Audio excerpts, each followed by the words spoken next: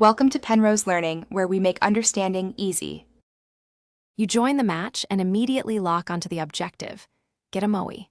First, confirm the server's Moai rules and whether you need a specific ability. Once confirmed, pick a mobility or farming ability so you can move fast and secure drops. Then, prioritize looting nearest chests and farming mobs for materials. You need basic weapons and 3 to 5 stacks of common drops to trade or craft. Make sure to communicate with teammates for covering flanks while you collect. You now focus on the core, getting Moai components. First, head to known Moai spawn points or the NPC trader and memorize coordinates so you don't waste time. Then, farm or trade for the required fragments, typically 5 to 8 rare drops or server currency, by targeting elite mobs and loot-rich zones.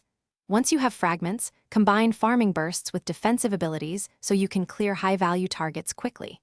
If teammates can tank, have them hold aggro while you secure drops.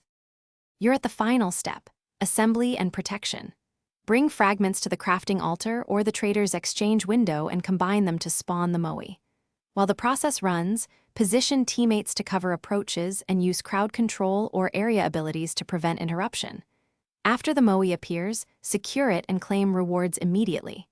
If something goes wrong, first verify your fragment count, check for server lag or lost packets, and ensure your ability cooldowns aren't preventing the final interaction. Thanks for watching. If this was helpful, leave a like and consider subscribing. See you next time.